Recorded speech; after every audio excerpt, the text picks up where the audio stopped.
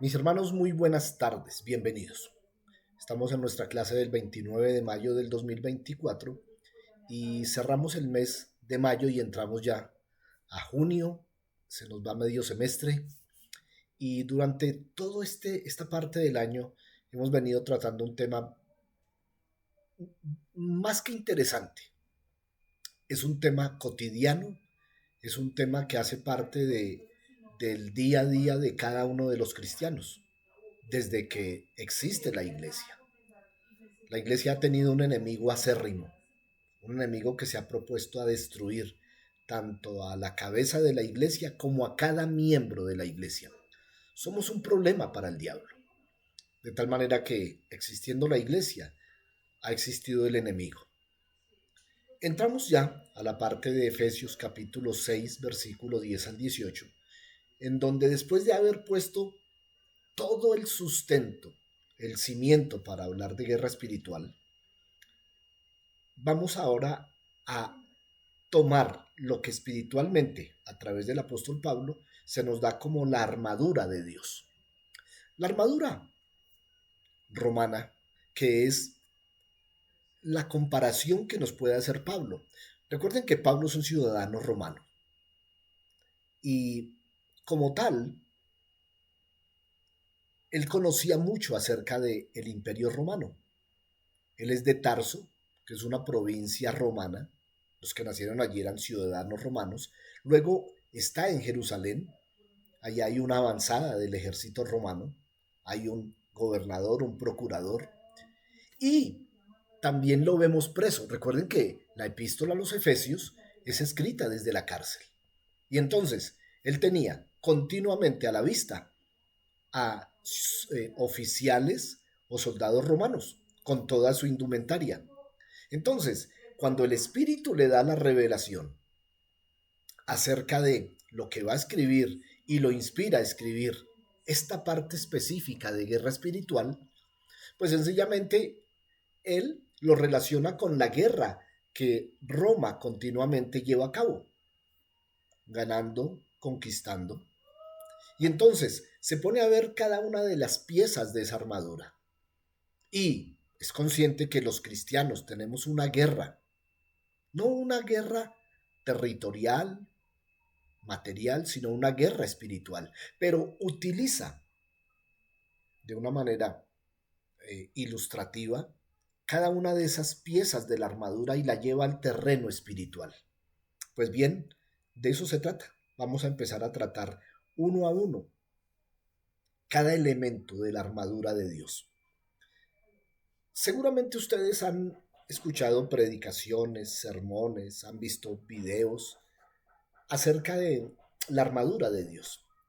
Hemos tratado de hacerlo muy personal en Ixam para que en la medida que estudiamos, identifiquemos ese mensaje específico, cómo aplica a nuestra vida, cómo aplica a su vida, hermano. Por eso la palabra de Santiago cuando nos dice, sean hacedores de todo lo que oyen con respecto a la palabra. Entonces, ahora que estudiaremos la armadura de Dios, la que provee a cada cristiano, miren, cada cristiano es un soldado. ¿Por qué razón? Porque cada cristiano es un enemigo del diablo. Él no es selectivo a la hora de decir, este cristiano es buena persona, no lo voy a tocar. Es más, hay cristianos que no tienen ni idea que estamos en guerra. Y ese es uno de los grandes engaños de Satanás. Eh, yo recuerdo una anécdota y es muy oportuna para el caso. Cuando en la Segunda Guerra Mundial, antes de declararse la Segunda Guerra Mundial, Hitler empezó a armarse, a producir armas de destrucción masiva, a reclutar a muchos de los alemanes y los vecinos europeos de alrededor, ellos no sentían el peligro, no sentían que todo eso que estaba pasando se iba a devolver en contra de ellos. Solo hubo uno, y justamente no era de sus vecinos, los separaba del Atlántico, y era Inglaterra. Aún Inglaterra no era consciente de lo que estaba pasando, pero había uno, Winston Churchill. Churchill siempre puso sus ojos en Alemania antes de la guerra y siempre advirtió, tanto a Francia como a Estados Unidos, ojo con lo que está pasando en Alemania. Muchos tildaron a Churchill de alarmista, extremista. ¿Cómo se le ocurre que Hitler va a invadir Europa? Y mucho menos cómo va a llegar hasta Inglaterra. Y él decía, ojo, ojo porque lo que él está pretendiendo hacer es expandirse y nada raro que pretenda dominar al mundo. Eso era lo que quería Hitler. Y nadie lo entendía. Churchill entonces empezó a establecer, ya no desde siendo diputado, sino ya como presidente, y mucho antes que se invadiera Checoslovaquia o Polonia, empezó a prepararse para la guerra. Y no había habido declaratoria de guerra. Por esa razón, Hitler, porque Hitler invadió toda Europa, ¿no? Hitler llega a París, la invade todos los países de alrededor. En su mente estaba Londres. Él necesitaba llegar a Londres. Pero lo que hizo Churchill le impidió. Él no pudo llegar sino por aire. Los bombardeos sobre Londres fueron terribles y sin embargo, cuando llegaron los bombardeos, ya Churchill había preparado sótanos y sitios de defensa para la población civil. Cierro aquí esta anécdota. Finalmente, bueno, ustedes saben, Churchill gana la guerra porque siempre estuvo adelantado, fue consciente del peligro que se cernía a su alrededor. Ahora sí, dejo a Churchill. Vamos con nuestra realidad. Hermanos, vivimos una guerra espiritual. Estamos en guerra espiritual. Y no solo lo dice Pablo en Efesios 6, lo dice. ¿Cuántas veces estudiamos la primera carta a los Corintios en el capítulo 10 hablando de la destrucción de fortalezas y de todo lo que se levanta, en lo cual el enemigo tiene mucho? Pues bien, hoy quiero comenzar con una palabra del mismo apóstol Pablo, de la misma carta a los Efesios, pero esta vez lo quiero hacer desde el capítulo 2. Acompáñeme por un momento y vamos a empezar aquí. ¿Por qué razón? Antes de ponernos la armadura, entendamos, como lo hizo el presidente inglés de la década del 30, para que ubiquemos en dónde está el peligro. Acompáñenme a leer. Pablo, y si leemos todo el capítulo 1 y la introducción del versículo 1 del capítulo 2, está hablando de Jesús y cómo Él nos dio vida a nosotros cuando estábamos muertos en nuestros delitos y pecados. El plan de redención, ¿no? En los cuales nosotros andábamos en otro tiempo. Y aquí, oído, empecemos a identificar aquí lo que Pablo tácitamente nos dice, que después lo descubre en el capítulo 6. Siguiendo la corriente de este mundo. Entonces, entendamos que esta guerra se lleva a cabo en este mundo. El mundo le pertenece a Satanás. Él es el príncipe de este mundo.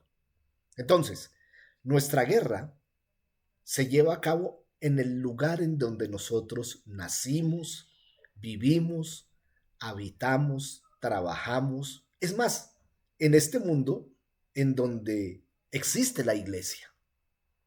Y seguíamos en otro tiempo, él está hablando en tiempo pasado, seguíamos la corriente de este mundo, las costumbres de este mundo, los patrones de este mundo, conforme al príncipe de la potestad del aire. Es decir, la corriente de este mundo está manejada por Satanás.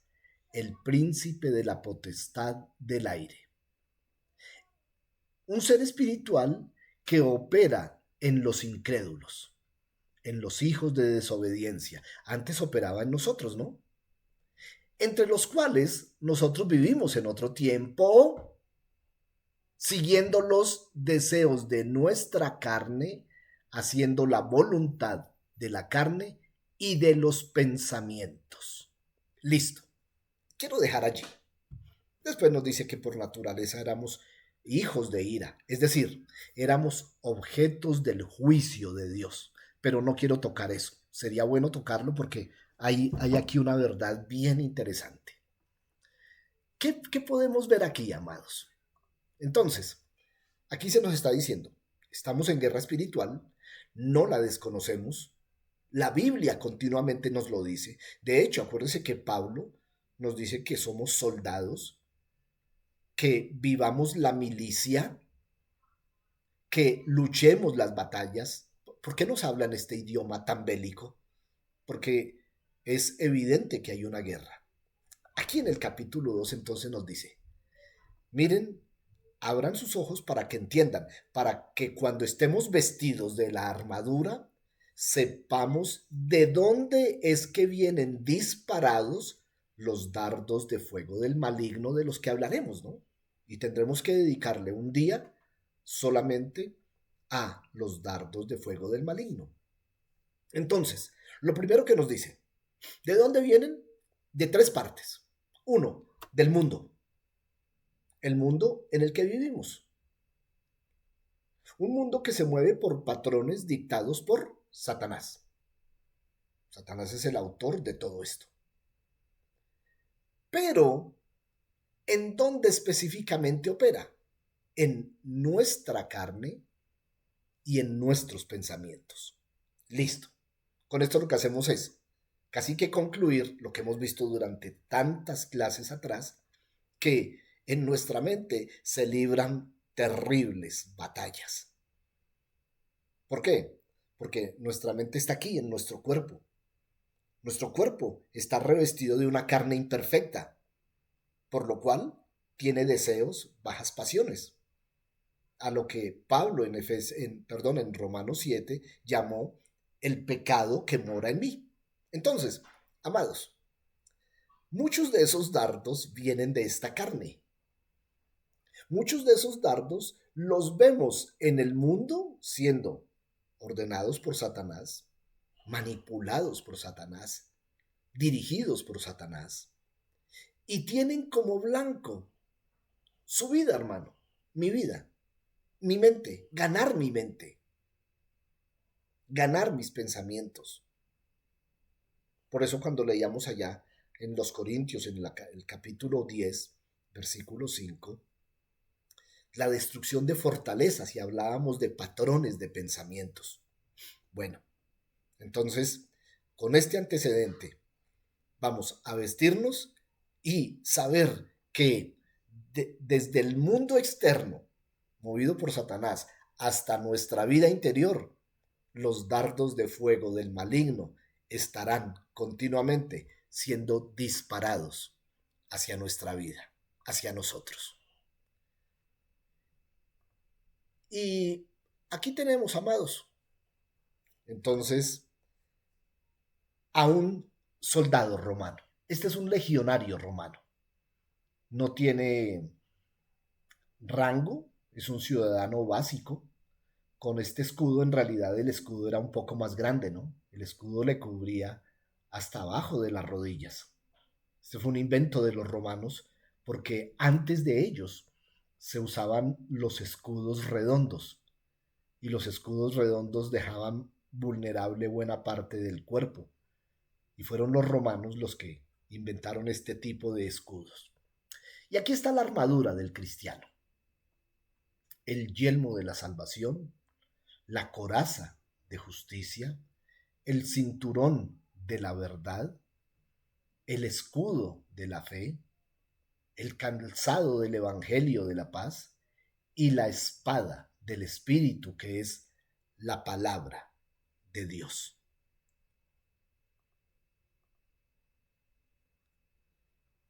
¿En qué insiste la palabra? Porque vamos a empezar a leerla.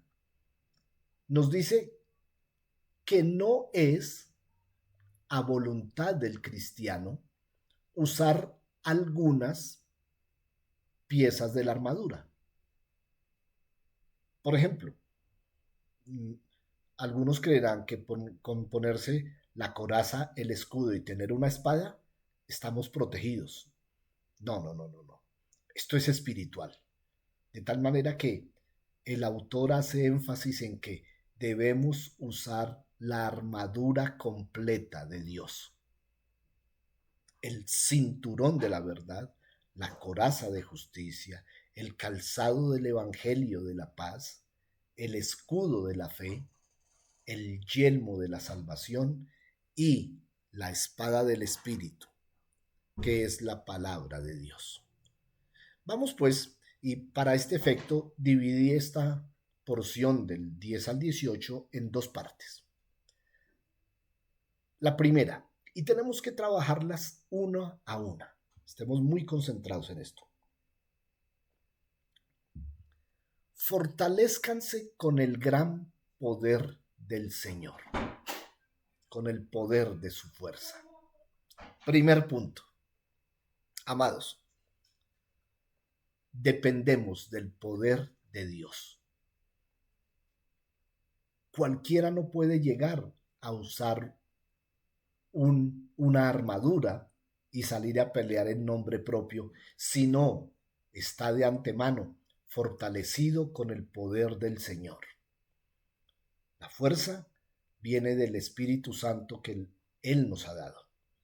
La fuerza para poder decirle no al pecado, para la transformación y para todo lo demás, viene del Señor habitando en nosotros, en la persona del Espíritu Santo.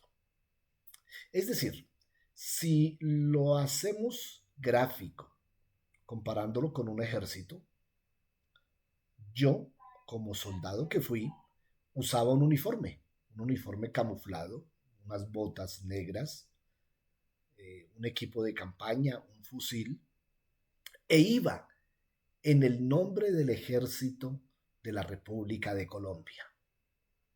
Pero alguien que no era soldado podía comprarse un uniforme camuflado, los venden, comprarse unas botas negras, sí, claro, conseguirse de una manera ilegal. En nuestro país no es legal tener armas de fuego de largo alcance. En Estados Unidos, ustedes saben que pueden comprar en una tienda al lado del mercado, pueden comprar un fusil o un rifle de asalto. Entonces, alguien puede no vestirse, sino disfrazarse de soldado y salir a pelear su propia guerra. Es decir, no tiene un respaldo de una autoridad superior. No, se le dio por disfrazarse de soldado. Es una farsa, es un remedio. Así es que, si usted, mi hermano, en el nombre del Señor, va a ponerse la armadura de Dios, sin lugar a dudas, tiene que haber sido fortalecido en el gran poder que da nuestro Señor Jesucristo con el Espíritu Santo. La autoridad máxima que nos rige a nosotros es el Señor de los ejércitos. Entonces, asumamos de una vez que nos vamos a poner una armadura, que vamos a vestirnos una armadura con el respaldo y la autoridad de Dios. Versículo 11. Y voy a hacerlo todo en primera persona plural. Pongámonos toda la armadura de Dios para que podamos hacer frente a las artimañas del diablo. De esto sí que hablamos. Hablamos de la palabra artimañas. Dijimos que era la palabra griega metodeia, que significa trampas, mentiras, estrategias. Entonces, vistámonos toda la armadura para que tengamos la capacidad de hacerle frente al diablo y sus sucias estrategias. Le pongo un ejemplo. Vistámonos la armadura y dejemos de un lado el yelmo, el que cubre la cabeza, y es el tipo o el ejemplo de lo que guarda nuestros pensamientos. Si usted deja descubierta su cabeza, está dispuesto a que el enemigo se la llene de cualquier cosa. Entonces, la única manera de poder enfrentar al enemigo y sus métodos, estrategias, artimañas, trampas, es vestir toda la armadura. ¿Por qué razón? Porque nuestra lucha no es contra seres humanos, sino contra poderes, autoridades, potestades que dominan este mundo de tinieblas, como leíamos en Efesios 2. Este mundo está dominado por Satanás y sus huestes de maldad. Y contra ellos es la pelea. Contra fuerzas espirituales malignas en las regiones celestiales. ¿Por qué enfatiza en las regiones celestiales? Esto es espiritual, amados hermanos. Esta lucha es espiritual. Y ciertamente nosotros estamos en este mundo, pero nosotros tenemos una comprensión más allá de lo que simplemente pasa en este mundo. Así es que asumamos en este momento que nuestra lucha es una lucha espiritual. Las batallas que enfrentamos son batallas espirituales. La guerra en todo su extensión es una guerra espiritual. Por lo tanto, pónganse toda la armadura de Dios. Y de una vez insiste, por favor, pónganse toda la armadura de Dios para que cuando llegue el día malo puedan resistir hasta el fin con firmeza. Este punto que aparece en el versículo 13, lo que nos está diciendo es que va a haber tiempos difíciles. Va a haber circunstancias muy difíciles. Y si estamos preparados espiritualmente, vamos a poder resistir hasta el fin con firmeza. Si no, vamos a ser derrotados. Y si hablamos de derrotas, yo puedo dar fe de cuántas circunstancias en mi vida no las afronté en el espíritu y fui derrotado. Y tuve que ser levantado por el Señor para seguir con la siguiente batalla. Lo que sí nos anticipa es que va a llegar el día malo, el día difícil, las circunstancias difíciles. No dice para que si de pronto llega el día malo. No. Tengamos claridad en que va a llegar. Entonces, tendremos muchos días buenos. Tendremos días de esplendor, de éxito, de prosperidad, de todo lo que usted quiera llamar como bendición. Pero vamos a tener tiempos de tribulación, de angustia, de aflicción, de problemas, de enfermedad, qué sé yo. Y es ahí en donde se libran las luchas. ¿Por qué razón? Porque estaremos vulnerables. Miren, amados, voy a adelantarme solamente para ilustrarlos. Una enfermedad física. Listo, en donde Satanás no tenga injerencia. La pandemia. Listo. Alguien se infectó, un cristiano se infectó y está pasándola duro, difícil. Inmediatamente es ahí, en medio de la enfermedad, en donde el diablo dispara uno de sus dardos de fuego. Ese dardo puede ser la desconfianza. Y entonces, esta persona cristiana, que mientras las cosas iban bien, era fiel en su iglesia, predicaba, todo lo que ustedes quieran, y ahora está contagiado. Y hay un problema hospitalario. Y está asustado y la familia está asustada. Y entonces esa gran confianza y fe que tenía en Dios en los momentos buenos, es aquí, en el día malo, en donde se prueba. Y entonces la inquietud es, ¿todavía confía en Dios de la misma manera?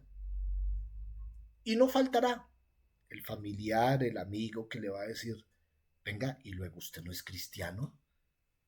Se supone que a los cristianos no les pasa esto. Recuerden que aún pastores desde los púlpitos, cuando empezó la pandemia, decía que no, que esto era una mentira, que esto era un engaño del diablo, que a nosotros no nos podía pasar nada. Cuando venga el día malo, es cuando vamos a ver si la armadura está bien puesta, si nuestra fe está firme, si estamos consolidados congregacionalmente, porque es allí en donde el enemigo va a empezar a disparar. Ahora, yo les hablaba de la desconfianza, pero cuando hablemos de los dardos de fuego del maligno, usted va a identificar muchas circunstancias que en los momentos difíciles le llegaron a la mente, cuestionando a Dios. Dios, ¿por qué? Y cosas como esas. Así es que hagámonos a una idea, mis amados hermanos, que el enemigo, sin lugar a dudas, va a aprovechar los momentos difíciles en los días malos para ahí mismo poner toda su artillería en contra de nosotros. Segunda parte del texto, del 14 al 18. Aquí entonces ya Pablo nos está diciendo, mantengámonos firmes. Miren, esta palabra firmes en el original aparece unas 4 veces antes de este capítulo, de este versículo. Firmeza, amados, firmeza. ¿Qué implica para un cristiano la firmeza? Madurez espiritual. Escúchelo, por favor. Madurez espiritual. Para que cuando llegue alguna circunstancia no nos coja flojos. ¿Recuerdan ayer leyendo a Lucas? Cuando hablaba de los 2 cimientos, que lo enumeraba Mateo en el capítulo 7. Edificad la casa sobre la roca. Si la edificamos sobre la arena, no se va a mantener firmes. Dice que cuando vengan los vientos, las olas, las tempestades, se caerá. Hermanos, esos son las circunstancias que vienen y si estamos consolidados y firmes, la casa se va a sostener. Mientras que si construimos nuestra casa sobre la roca, vendrán las olas, las tempestades, los vientos y permaneceremos. Y cuando dice de la casa, lo dice Lucas, lo dice Mateo, está hablando de nuestra vida espiritual. Así es que evalúe usted en este momento, hermano, hoy, aquí, delante de Dios, en este momento, ¿cómo está el fundamento espiritual de mi vida? ¿Está firme? Evalúe su tiempo de oración diaria. Evalúe su tiempo de lectura de la palabra. Evalúe la intermitencia con que asiste a la iglesia. Y si no se congrega regularmente, ¿por qué razón no lo hace? No le estoy haciendo un reclamo como pastor, ni le estoy juzgando, ni nada, no. Estoy hablando que Pablo nos dice, mire, va a llegar el día malo, manténganse firmes. Seguramente, y gracias a Dios, y le doy gracias a Dios por eso, muchos de ustedes no han vivido circunstancias extremas. Es decir, sí, ha habido problemas, pero hablo de circunstancias que le pongan a uno en tela de juicio su fe y su confianza en Dios. Una circunstancia realmente que podamos entender como el día malo. ¿Cómo se comportó en esos días? ¿Continuó confiando en Dios? Pablo nos dice, va a venir el día malo, manténgase firmes. Y comienza, ceñidos con el cinturón de la verdad. Y comienza de una vez hablándonos yo no quiero creer que están puestos en orden o en un escalafón de importancia. No, no, no. Pero si lo primero que me dice es que me ponga el cinturón de la verdad, y vengan, el cinturón no se pone en la cabeza, si quiere empezar uno de arriba abajo, ni en los pies, si quiere empezar de abajo hacia arriba. Está hablando de la verdad. Escuchen, amados, la verdad. Porque está diciendo de cómo mantenerse firmes, ¿no? Dese cuenta que en el versículo 14 dice, mantengámonos firmes ciñéndonos el cinturón de la verdad. Yo recuerdo, ustedes que son bien bíblicos, recuerdan un versículo que por mucho tiempo estuvimos una y otra vez repitiendo, ese de Filipenses, allá en el capítulo 4, aquella porción que en Reina Valera dice, en esto pensad, en donde comienza diciendo, por lo demás, hermanos, todo lo verdadero. Y luego continúa, todo lo honesto, todo lo justo, todo lo puro, todo lo agradable, todo lo de buen nombre, si hay virtud alguna, si algo digno de alabanza, piensen en eso. Y curiosamente, digo yo, lo primero que toca en lo que hay que pensar es en todo lo verdadero. Y aquí Pablo, obviamente, es también Pablo quien les escribe a los filipenses. ¿Por qué en Pablo la verdad es tan importante? Recuerden que él estuvo inmerso en la mentira, ¿no? Él era un defensor de la religiosidad judía, él era un fariseo. Y en nombre de su verdad, que después él vio que era una farsa, una mentira, le hizo un grave daño a la iglesia. El primer mártir, Esteban, cae y las ropas de Esteban son puestas a los pies de Pablo, asumiendo él que estaba en la verdad. Y cuando él se encuentra con Jesús, que según Juan 14:6 nos dice, no, pero es que yo soy la verdad. Yo soy la verdad. Él no representa la verdad. Jesús mismo es la verdad. Y Pablo se encuentra con él. Y entonces da un giro total a su vida. Y ahora nos está diciendo, va a venir el día malo. Van a venir problemas. Y yo quiero hablarle hoy a todo el que está pasando un momento difícil en su vida física, quizá con un quebranto de salud, o un ser querido muy cercano está pasando por un momento muy difícil en su salud, o en la economía, un compromiso muy grande que no se cumple, una circunstancia económica que nos ha llevado a un extremo. Es decir, esas circunstancias que de verdad dice uno, Dios, ¿qué está pasando?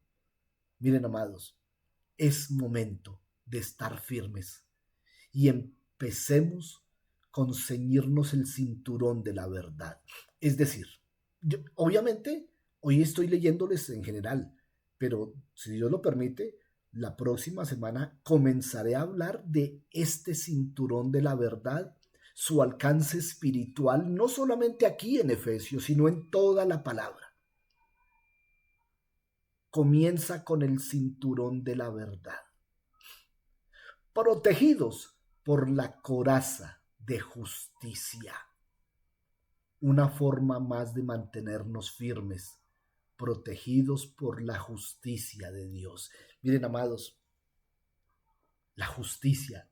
Un día les dije que quisiera predicar acerca de la justicia de Dios. Como no me puedo adelantar porque cada una de estas partes de la armadura tienen que ser explicadas, pongámonos a pensar que empieza por la verdad y continúa por la justicia. ¿Saben algo, amados? Cuando uno está en el seminario, específicamente en el programa de teología, hay una destinada a la justificación. Y es Pablo el protagonista, porque Pablo, la esencia de la predicación y la enseñanza de Pablo es la justificación por la fe. Es decir, el creer que la justicia de Dios ha sido imputada sobre mí. Y entonces él dice, manténgase firmes con la verdad y la justicia. Y calzados con la disposición de proclamar el evangelio de la paz.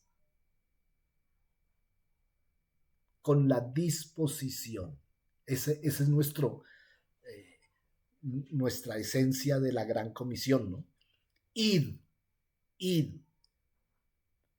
Un verbo en tiempo presente activo. Ir. Y eso implica caminar. Y eso implica calzarse, tener un buen calzado, porque es mucho lo que hay que caminar. ¿Para qué? Para proclamar el evangelio de la paz. Déjeme aquí recordarle algo, mi hermano. Usted y yo somos evangelios abundantes. ¿Qué es el evangelio? ¿Lo recuerdan? Buenas noticias. Eso es lo que significa evangelio. Es decir, usted y yo por donde vamos, estamos preparados desde nuestras vidas para hablarles de la buena noticia de la paz que trae Dios.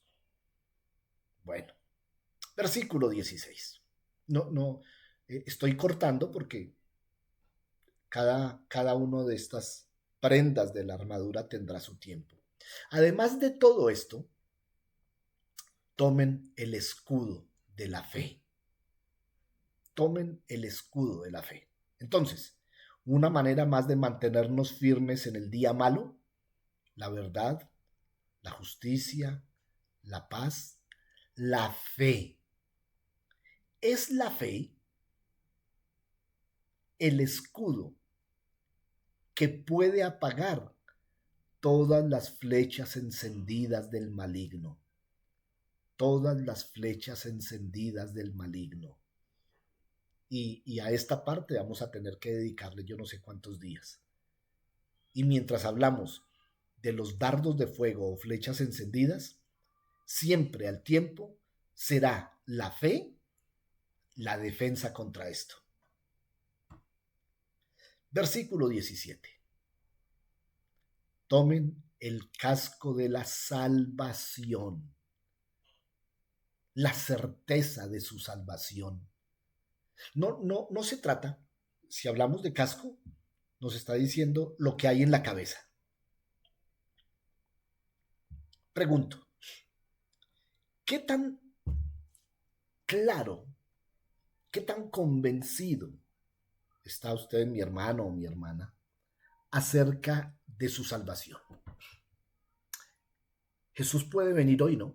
Ustedes saben que en cualquier momento Él viene.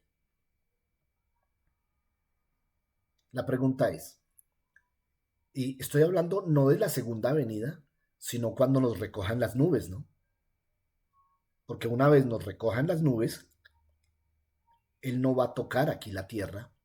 Y cuando ya estemos reunidos en los cielos, entonces ya descenderemos a esta tierra, viviremos otra vez aquí en la tierra. Esa será la segunda venida de Cristo, con los salvos. La pregunta es, cuando Jesús venga, ¿yo me iré con Él? ¿Cuál será o en dónde está la seguridad de mi salvación? Recuerda que hace poco hablábamos allá en Mateo 25 de la parábola de las vírgenes, de las 10 vírgenes. 5 que se fueron con el novio porque estaban llenas del Espíritu Santo y 5 que se quedaron y después fueron a golpearle al novio, ábrenos. Y el novio dijo, no las conozco. Y obviamente no las conocía porque el conocimiento que Dios tiene de nosotros, que Jesús específicamente, el Salvador, tiene de nosotros, es por el Espíritu Santo. Y si estas mujeres no tenían el Espíritu Santo, pues no había manera de conocerlas. Y entonces la pregunta es, Estoy absolutamente seguro de mi salvación. En mi mente, en mis pensamientos existe la convicción que Jesús viene y por eso anhelo el momento en que venga y me vaya con él. Bueno. Y por último, tomen la espada del Espíritu, que es la palabra de Dios. Única arma de ataque. El resto son prendas defensivas. El cinturón, la coraza, el calzado, el escudo, el casco, son prendas de defensa. Pero la espada del Espíritu es la única con la que nosotros podemos atacar. ¿Y eso qué implica? Implica que la Biblia, nuestras Biblias, esas que llevamos el domingo, esas que estudiamos a diario, esas que conocemos, son las que nos van a permitir asestar golpes al enemigo. Oren en todo tiempo. Reina Valera dice, orando en todo tiempo. Y aquí dice, oren en el Espíritu en todo momento, con peticiones y ruegos. Manténganse alerta y perseveren en oración por la iglesia. Los santos son los que conforman la iglesia. Entonces, comienza diciéndonos en la primera parte, fortalezcanse con el poder del Señor. Y termina diciéndonos, oren y manténganse alerta. Bueno, si entre estas dos, el 10 y el 18, está la armadura, quiere decir que no es solamente vestirlo, sino una actitud absoluta de preparación, de oración, amados, de vivir una vida espiritual. Son tiempos muy, muy duros, hermanos, como para estar aquí, en este mundo con un pie y el otro en las cosas de Dios. Yo creo que ha llegado el tiempo de tomar una decisión y decir, no más. Es el tiempo del Señor. Mis amados, vamos a estar estudiando acerca de cada uno de los tópicos de esas piezas de la armadura. Obviamente, comenzaremos con el cinturón de la verdad, hablando de la verdad, de lo que implica la verdad de Cristo, porque tiene que ser nuestra naturaleza, esa nueva naturaleza que nos fue dada, la que compartimos, naturaleza divina, tiene que tener un sello de verdad en todos los actos, pensamientos y palabras. Pero lo haremos ese día. Por lo pronto, tome usted toda la porción, repásela, piense en lo que usted mismo pueda entender de esto. Y, Dios mediante, estaremos a partir de la próxima semana, me imagino que es 5 de junio, sí, 5 de junio, estaremos hablando ya de cada una de las piezas individuales de esta armadura. No como información, no como una clase más. Bueno, hoy aprendí tal cosa. No. Apropiese de esto y diga, venga, en realidad no me he ceñido la verdad. Todavía advierto en mi vida mentiras. Hay cosas que están ocultas, que tienen que salir a la luz. Todo el tiempo, después de cada enseñanza, lo que pedimos es esto. Seamos conscientes que si Dios nos está hablando esto, pues es para mí, es para que yo medite y tome una decisión. Si las cosas van mal, hay que cambiar. Pues bien, ¿cuántas cosas de esto hemos aprendido y no hemos empezado? Primero, que tenemos que estar firmes. Luego, que vendrá el día malo. O los días malos, ¿no? Problemas se superan, ganamos esa batalla y enfrentamos otra. De pronto resbalamos, caemos y el Señor nos levanta y seguimos para la otra. Esto es continuo, no pretendamos que peleé una batalla y ya soy el gran campeón. No, no, no. Pablo sí que lo dijo claramente. no que lo haya logrado, pero sigo avanzando, sigo avanzando. Pues bien, amados, eh, qué bueno que estén por aquí, que hayan apartado este tiempo. Déjenme hacer una oración, darle gracias a Dios por ustedes, por las cosas de hoy y muy apercibidos para lo que viene. Amado Señor y Dios, Padre bueno, gracias. Gracias por esta tarde, noche de hoy. Gracias por lo que hablas a nuestras vidas, tan importante acerca de esta realidad espiritual, de lo que debo llevar en mí desde lo que guarde mi mente, mi corazón, mi cuerpo, mis pies, que guarde mi vida espiritual. El enemigo está ahí, como león rugiente buscando a quien devorar. Pues Señor, que cada una de estas enseñanzas sean tan prácticas como para que entendamos este mundo agreste y difícil que domina Satanás en el cual vivimos. Ayúdanos, Señor. Ayúdanos, oh Cristo. Gracias, Espíritu Santo, por redarguirnos y llevarnos a las decisiones que tenemos que tomar. Ayúdanos, Espíritu Santo. Finalmente, tú eres ayudador. Gracias, amado Padre. Gracias, mi buen Señor.